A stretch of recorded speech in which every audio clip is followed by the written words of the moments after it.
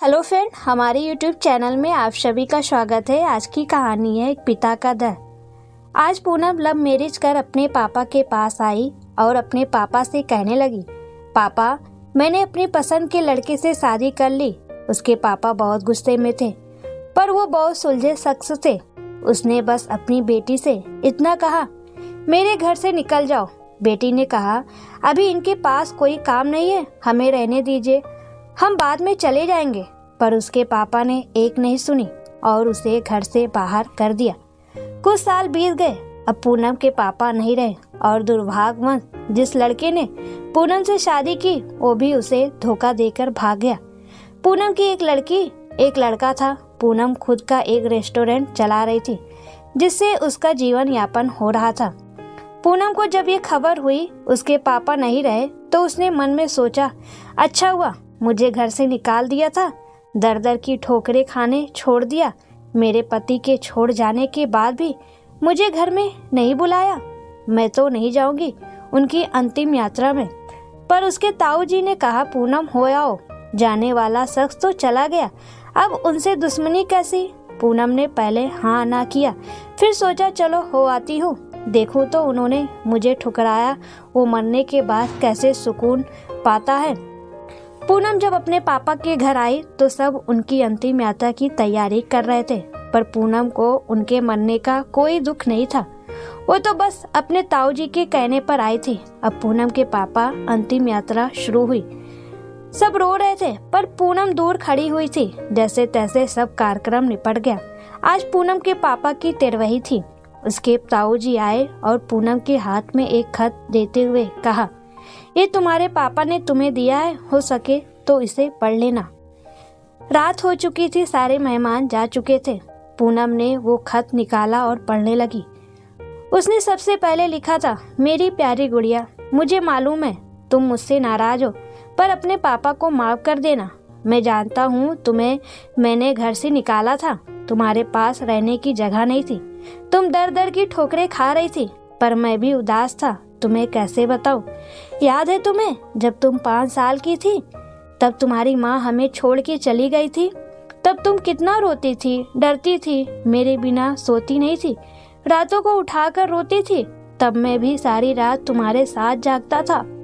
तुम जब स्कूल जाने से डरती थी तब मैं भी सारा वक्त तुम्हारे स्कूल के खिड़की पर खड़ा होता था, और जैसे ही तुम स्कूल से बाहर आती थी तुम्हें सीने से लगा लेता था। वो कच्चा पक्का खाना याद है जो तुम्हें पसंद नहीं आता था, मैं उसे फेंक कर फिर से तुम्हारे लिए नया बनाता था कि तुम भूखी ना रहो। याद है तुम्हें जब तुम्हें बुखार आया था तो मैं सारा दिन तुम्हारे पास बैठा रहता था, अंदर ही अंदर रोता था, पर तुम्हें हंसाता था कि तुम न रो वरना मैं रो पड़ता था। वो पहली बार हाई स्कूल की परीक्षा जब तुम रात भर पढ़ती थी तो मैं सारी रात तुम्हें चाय बनाकर देता था। याद है तुम्हें जब तुम पहली बार कॉलेज गई थी और तुम्हें लड़कों ने छेड़ा था तो मैं तुम्हारे साथ कॉलेज गया और उन बदतमीज लड़कों से भिड़ गया। उम्र हो गई थी और मैं कमजोर भी, कुछ चोटें मुझे भी आई थी, पर हर लड़की की नज़र में पापा हीरो होते हैं, इसलिए अपना दर्द सह गया। याद है तुम्हें वो तुम्हारी पहली जिद, वो छोटे कपड़े, वो गाड़ी, सारी कॉलोनी एक तरफ थी कि ये सब नहीं चलेगा, लड़की छोटे कपड़े नहीं पहनेगी, पर मैं तुम्हारे साथ खड़ा था, किसी को तुम्हारी खुशी में बाधा बनने नहीं दिया। तुम्हारा वो रातों को देर से आना, कभी कभी शराब पीना, डिस्को जाना, लड़कों के साथ घूमना, इन सब बातों को कभी मैंने गौर नहीं किया, क्योंकि जिस उम्र में था उस उम्र में ये सब थोड़ा बहुत होता है। पर एक दिन तुम एक लड़के से शादी कर आई, वो भी उस लड़के से जिसके बारे में तुम्हें कुछ भी पता नहीं था। तुम्हारा पापा हूँ, मैंने उस लड़के के बारे में सब पता किया। उसने ना जाने वासना और पैसे के लिए कितनी लड़कियों को धोखा दिया, पर तुम तो उस वक्त प्रेम में अंधी थी।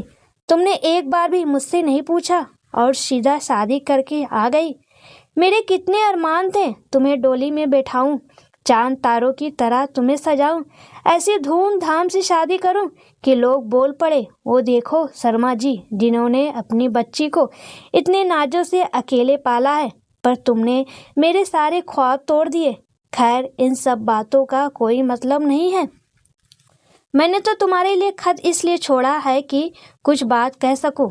मेरी गुड़िया, अलमारी में तुम्हारी माँ के गहने और मैंने जो तुम्हारी शादी के लिए गहने खरीदे तो वो सब रखे हैं। 3-4 घर है और कुछ जमीन है। मैंने सब तुम्हारे और तुम्हारे बच्चों के नाम कर दिए। कुछ पैसे बैंक में है, तुम बैंक जाकर उसे निकाल लेना। और आखिरी में बस इतना ही कहूँगा गुड़िया, काश तुमने मुझे समझा होता। मैं तुम्हारा दुश्मन था, तुम्हारा पापा था। वो पापा जिसने तुम्हारी माँ के मरने के बाद भी दूसरी शादी नहीं की, लोगों के ताने सुने, गालियाँ सुनी, ना जाने कितने रिश्ते ठुकराए, पर तुम्हें तुम्हारी दूसरी माँ से कष्ट ना हो इसलिए खुद की ख्वाहिशें मार दी। अंत में बस इतना ही कहूँगा मेरी गुड़िया, जिस दिन तुम शादी के जोड़े पर घर आई थी ना, तुम्हारा बाप पहली बार टूटा था। तुम्हारे माँ के मरने के वक्त भी उतना नहीं रोया जितना उस वक्त और उस दिन से हर दिन रोया। इसलिए नहीं कि फिक्र समाज, जात, परिवार, रिश्तेदार क्या कहेंगे, इसलिए वो जो मेरी नन्ही सी गुड़िया सुसु तक करने के लिए सारी रात मुझे उठाती थी, पर जिसने शादी का इतना बड़ा फैसला लिया पर मुझे एक बार भी बताना सही नहीं समझा। गुड़िया, अब तो तुम भी माँ हो। औलाद का दर्द, खुशी सब क्या होता है, वो जब दिल तोड़ते हैं तो कैसा लगता है। ईश्वर तुम्हें कभी ना ये दर्द की शक्ल दिखाए। एक खराब पिता ही समझ के मुझे माफ़ कर देना मेरी गुड़िया। तुम्हारा पापा अच्छा नहीं था जो तुमने उसे इतना बड़ा दर्द दिया। अब खत यही समाप्त कर रहा हूँ, हो सके तो माफ़ कर देना। और खत के साथ एक ड्राइंग लगी थी जो खुद कभी पूनम ने बचपन में बनाई थी और उसमें लिखा था, आई लव यू मेरे पापा, मेरे हीरो, मैं आपकी हर बात मानूंगी। पूनम रो रही थी। उतने में उसके ताऊ जी आ गए। पूनम ने उन्हें रोते रोते सब बताया, पर एक बात उसके ताऊ जी ने बताई। उसके ताऊ जी ने कहा, पूनम, वो जो तुम्हें रेस्टोरेंट खोलने और घर खरीदने के पैसे मैंने नहीं दिए थे, वो पैसे तुम्हारे पिताजी ने मुझसे दिलवाए थे। क्योंकि औलाद चाहे कितनी भी बुरी, माँ बाप कभी बुरे नहीं होते। औलाद चाहे माँ बाप को छोड़ दे, माँ बाप मरने के बाद भी अपने बच्चों को दुआ देते हैं। दोस्तों, पूनम के पापा को सुकून मिलेगा या नहीं मुझे नहीं पता, पर उस खत को पढ़ने के बाद शायद सारी ज़िंदगी पूनम को सुकून नहीं मिलेगा। दोस्तों, बस इतना ही कहूँगी। आखिर में लव मैरिज शादी करना कोई गलत बात नहीं, पर यही अपने माँ पिताजी की मर्जी शामिल कर ले। पत्थर से पानी निकल जाता है, वो तो माँ बाप हैं, ना कब तक नहीं टूटेंगे। अपने बच्चों की खुशी के लिए हर बाप की एक इच्छा होती है, अपनी बेटी को अपने हाथों से डोली में विदा करने की।